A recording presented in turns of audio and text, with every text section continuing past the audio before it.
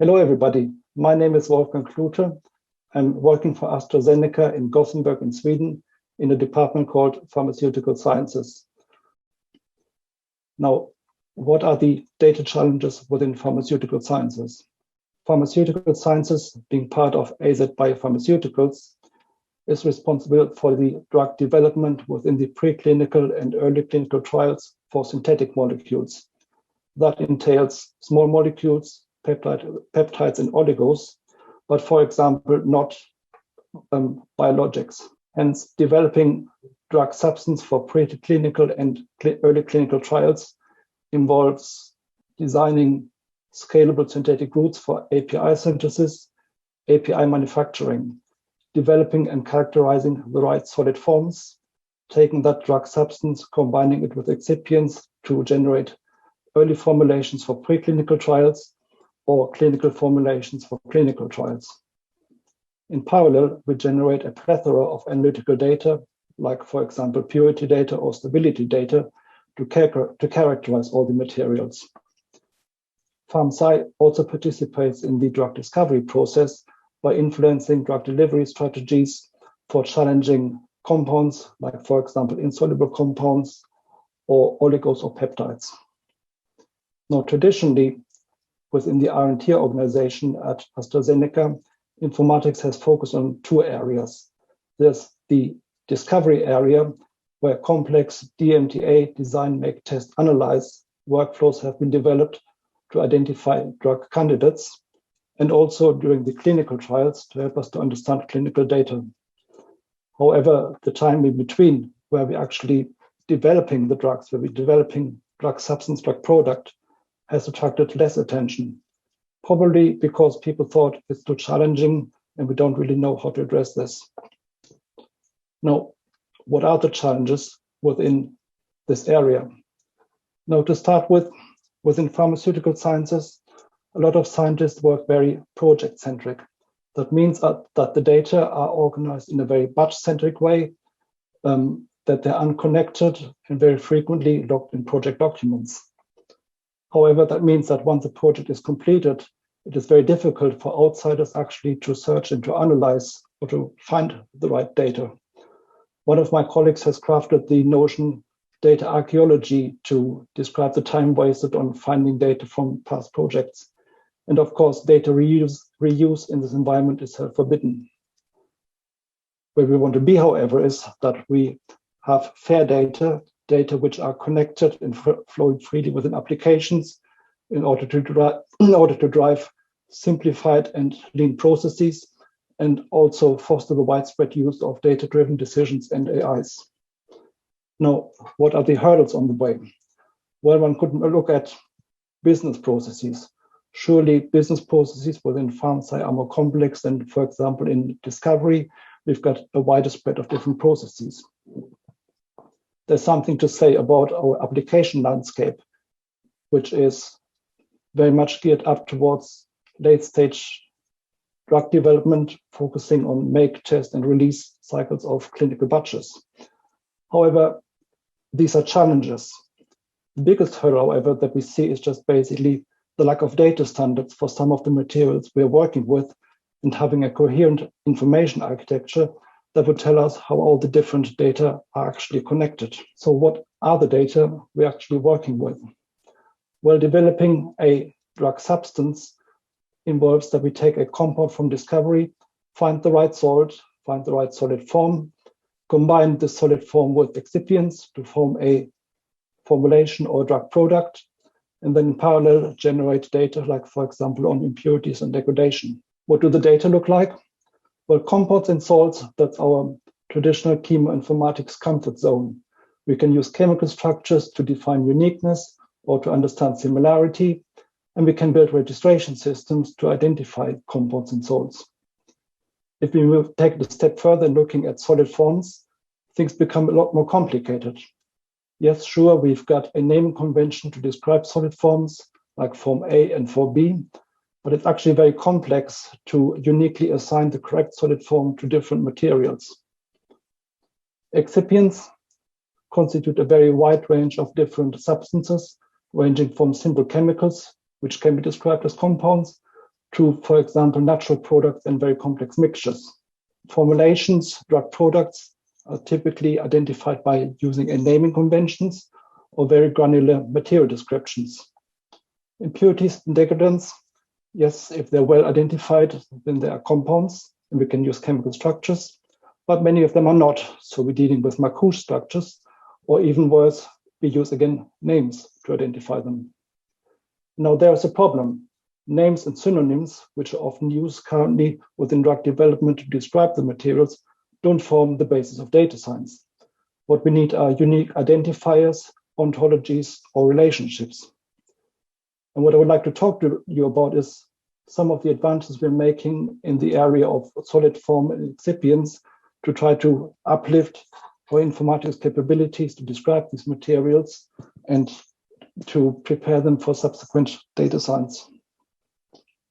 Let's start with solid form, or more specifically, single crystal X-ray data analysis. Pharmaceutical sciences is responsible for handling, storing single crystal X-ray structures. We are interested in these ones because they represent one way to identify and to understand solid form. We're using a platform from the Cambridge Crystallographic Data Center, CCDC, to store these X-ray structures, which initially arrive as CIF files. And we've got a database, a web application, and a thick client. Due to the very complex nature of these X-ray structure data, they are pretty much standalone, and they can be easily mapped against our existing 2D chemoinformatics infrastructure. However, where we would like to be is that we're able to integrate information from these 3D structures and combine them with other data on solid phase form, or even reuse them during 3D design processes in drug discovery. The key challenge, however, is how do we turn 3D structures into something which we can map against our 2D chemoinformatics environment? How can we turn a CIF file into a V3000 mol file that can then be mapped against our internal compound registration system, and hence is connected with other data and searchable, for example, in BioVia Direct. In order to address this, we've built a very complex pipeline pilot protocol that converts CIF files into correct V3000 mol files. We're taking the initial CIF file, making sure we are parameterizing it correctly, for example, to ignore crystal disorder.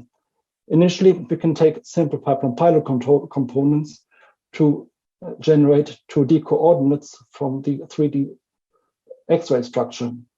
We then also apply AZ structure business rules to further tidy up the structures. Up to here, it's very easy. However, at that point, we're not able to say, for example, what kind of stereochemistry we have. Is the structure now, for example, an absolute stereochemistry, or is it maybe an OR enantiomer? In order to add the level of detail required for registration of our systems, we then use additional parameters from the CIF files like flag parameters or crystal space groups, together with the pipeline pilot enhanced stereo collection, to assign the correct stereochemistry to these structures.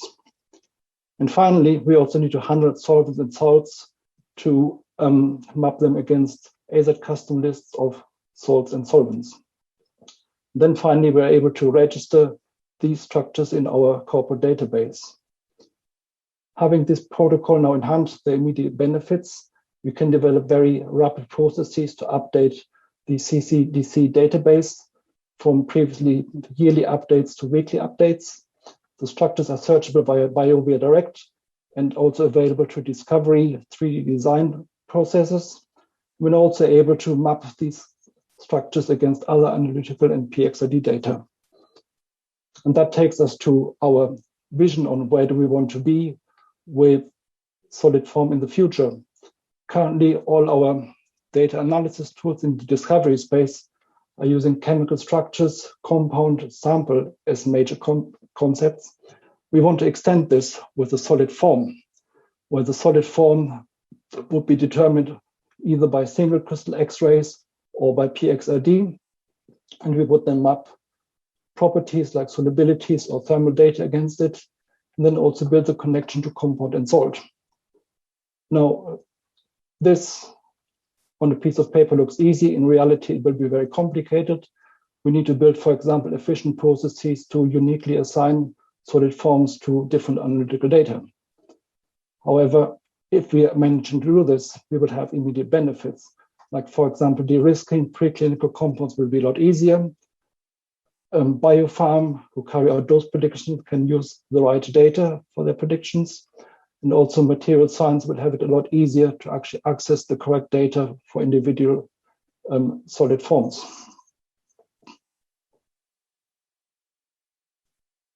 Let's move to the other area, excipients and formulations. Pharmaceutical sciences is responsible for providing formulations for animal in vivo studies, which entails, for example, efficacy studies, PK, PD, safety studies. So everything from the discovery all the way up to preclinical studies.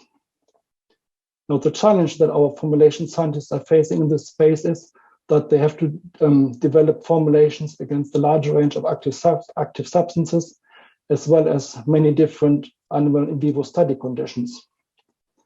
And they typically achieve this by using relatively high concentrations of excipients in order to dissolve these active substances, which means that the formulations are at this point less well optimized than, like, for example, clinical formulations. However, here's a problem. Excipients are not innocuous.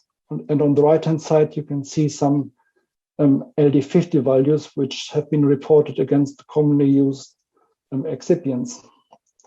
Hence, in order to develop safe and efficacious formulations, we need to be able to predict at this stage in a much better way, for example, which excipients for a given study conditions are tolerated and which ones are not.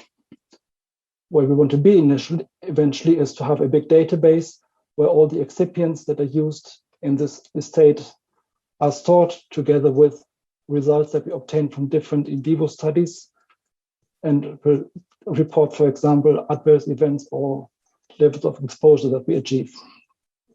And with this in hand, we will then be able to, for example, for any given compound and in vivo study condition, predict what kind of excipients or formulations would be useful.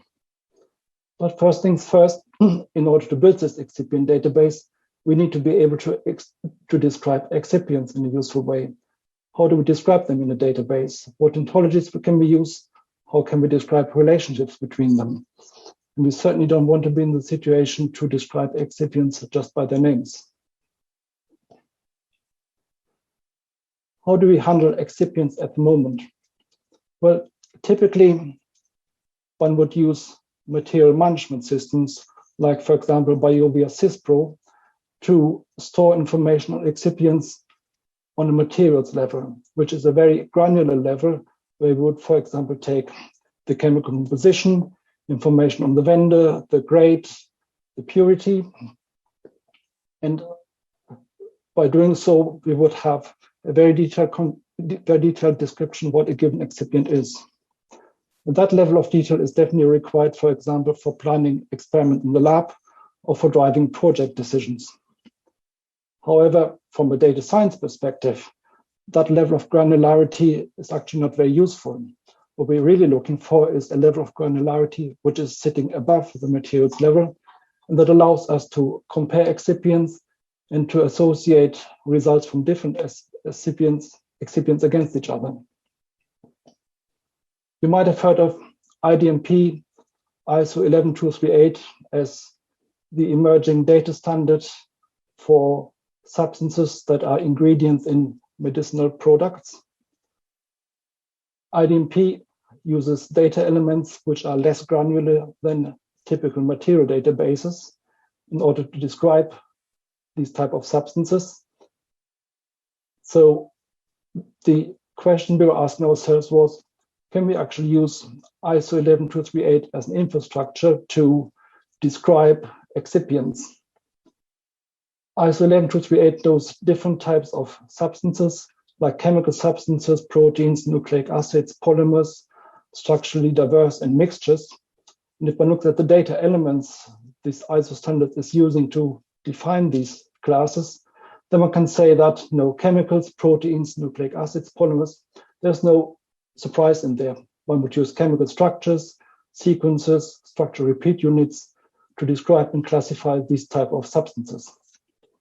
However, there are also structurally diverse compounds, like, for example, substances derived from natural products, modified natural products, or, for example, complex mixtures of different substances. Now, if we look at excipients, well, many excipients are actually chemicals or polymers, but actually a quite large number of excipients fall into the structurally diverse or mixture type of substances. So at that point, actually, ISO 11238 appeared to be very attractive as a way to describe excipients in a database, and would basically give us this abstraction level above the materials level that we see in common materials databases. Hence, we went ahead to build our excipient database. We used data elements from ISO 11238.